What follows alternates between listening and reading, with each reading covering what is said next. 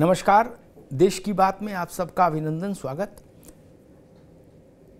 बिहार को लेकर एक परिदृश्य पर किसी की नजर नहीं जा रही, जबकि वो परिदृश्य बहुत महत्वपूर्ण है, खास तौर पर विपक्षी खेमे की राजनीति के लिए। आपको याद होगा कि जब नीतीश कुमार भारतीय जनता पार्टी से हाथ छुड़ाकर आरजेडी के आंगन में गए थे, तो उस वक्त एक समझौता हुआ लालू प्रसाद यादव और नीतीश कुमार के बीच में कि अभी इस मौजूदा सरकार में जितना कार्यकाल बाकी है उसमें नीतीश जी ही चीफ मिनिस्टर रहेंगे, लेकिन 2025 का जो चुनाव होगा विधानसभा का, उसमें तेजस्वी यादव मुख्यमंत्री पद के उम्मीदवार होंगे, चेहरे होंगे, और नीतीश कुमार और उनकी पार्टी तेजस्वी को सपोर्ट करेगी, समर्थन करेगी, उसके पीछे खड़ी होगी, वैसे ही जैसे इस वक्त नीतीश कुमार के पीछे आरजेडी खड़ी है, तेजस्वी खड़े। नीतीश जी ने हामी भर दी थी कि हाँ ठीक है भाई 25 में।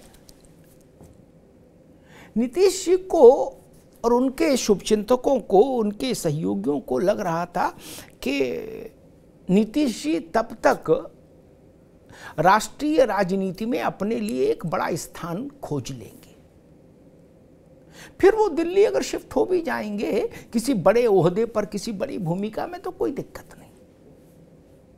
इसीलिए नीतीश जी ने एक साल पहले से देश भर के विपक्षी दलों के जो प्रमुख नेता हैं उनके यहाँ रफ्त गफ्त बढ़ाई, आना जाना, मिलना, और कहा कि मैं देश भर में सारे विपक्षी दलों को भाजपा के खिलाफ एक मंच पर ला रहा हूँ, एकजुट कर रहा हूँ, ताकि देश में एक भाजपा के सामने बड़ी चुनौती खड़ी कर सकूँ। स्वाभाविक है, जब पहल कर रहे हैं तो नेता खुद ही होंगे। ये चलता रहा। इसी क्रम में पटना का पड़ाव आया। पटना में सारे विरोधी दलों के नेता जुटे, यहाँ तक कि राहुल गांधी भी थे, मल्लिकार्जुन खड़गे भी रहे, ममता बनर्जी और सब लोग, उद्धव ठाकरे, शरद पवार।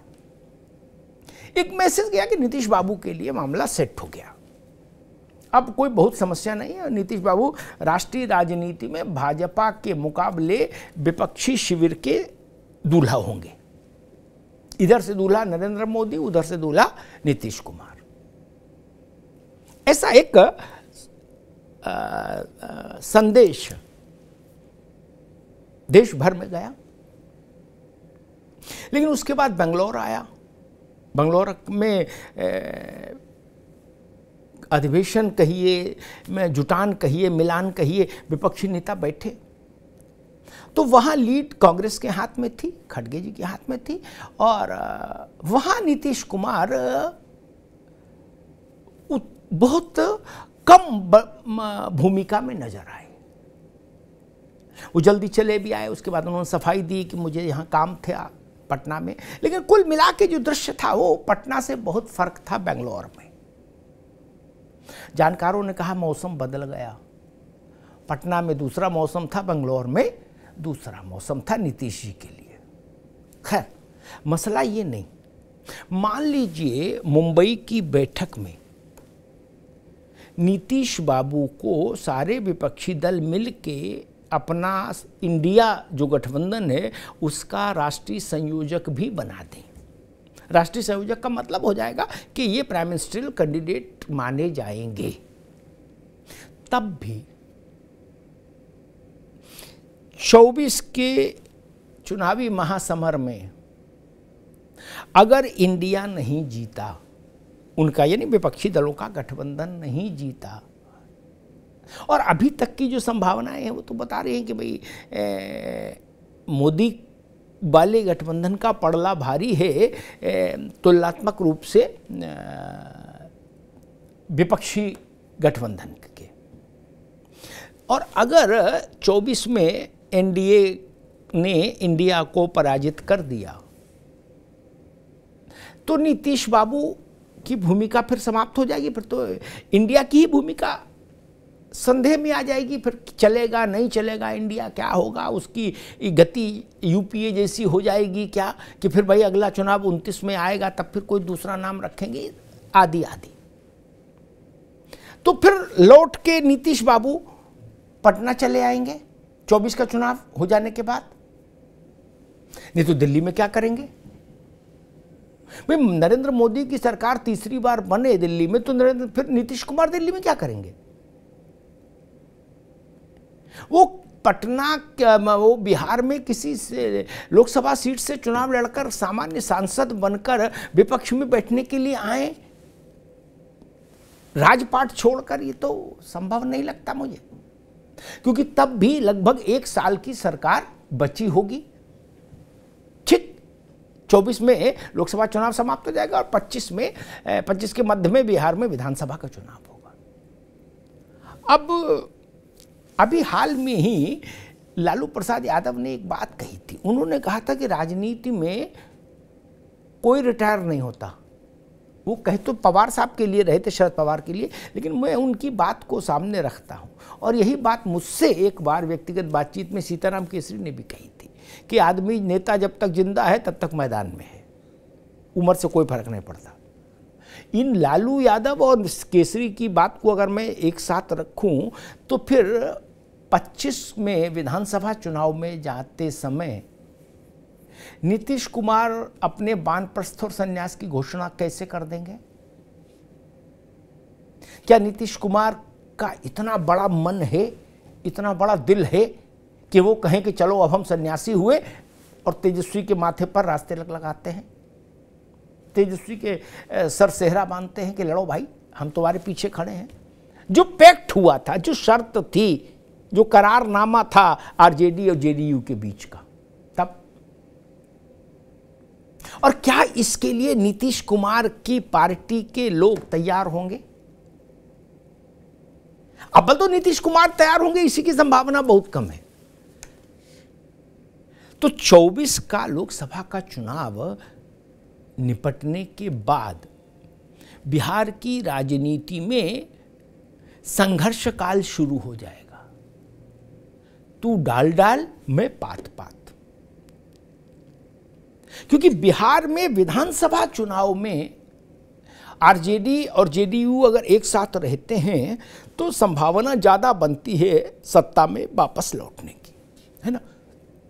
एक बड़ा अलायंस है जिसको सामाजिक तौर पर एक बड़ा जनाधार है जिसके पास। तो उस संभावनाओं भरे अवसर को नीतीश बाबू छोड़ देंगे। और अगर छोड़ ही सकते थे तो अभी क्यों नहीं छोड़ दिए थे? तो इतने वर्षों से मुख्यमंत्री रह ही रहे थे ना। वो कहते हर बार हैं कि अरे हम सब कर लिए, अब कहां तक करें, क्या करें, अब तो नए लोग आए, लेकिन छोड़ते नहीं पद। तो अगर नीतीश कुमार ने पलटी मार ली, कल्टी मार ली और नहीं छोड़ी दावेदारी, तो लालू जी के पुत्र क्या करेंगे? और लालू जी क्या करेंगे?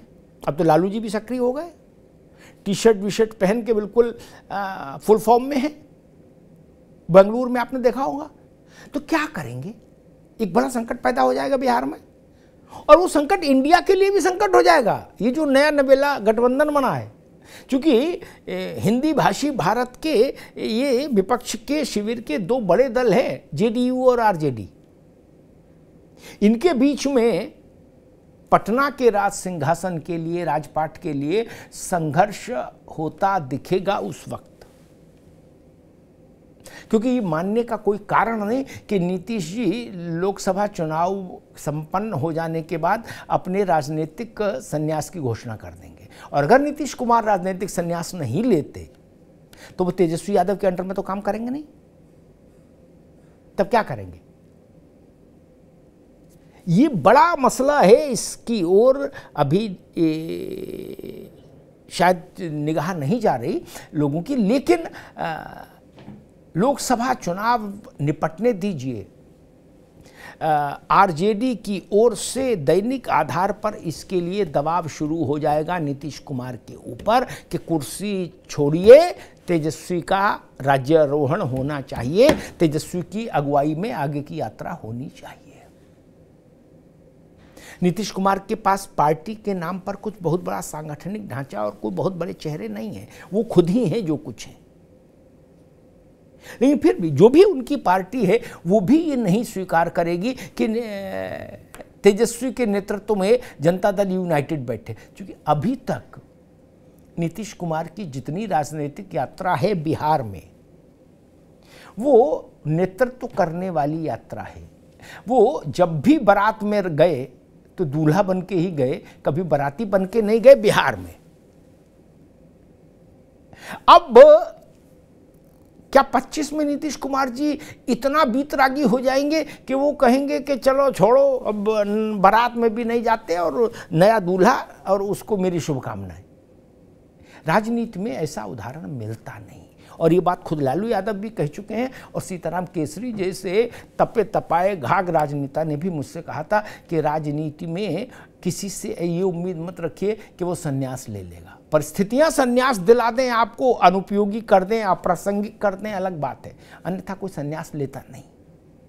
परमात्मा बुला ले तो फिर तो बलपूर्वक संन्यास हो जाता है, लेकिन जब तक आदमी धरती पर रहता है नेता, वो कुलाटे मारना नहीं छोड़ता। तो एक बड़ा पेच इंतजार कर रहा है पटना में। क्या नीतीश कुमार लालू यादव के सुपुत्र और मौजूदा बिहार सरकार के उप मुख्यमंत्री तेजस्वी यादव के लिए रास्ता बनाने की प्रक्रिया शुरू करने के लिए तैयार हैं? लाख टक्के का सवाल है। धन्यवाद।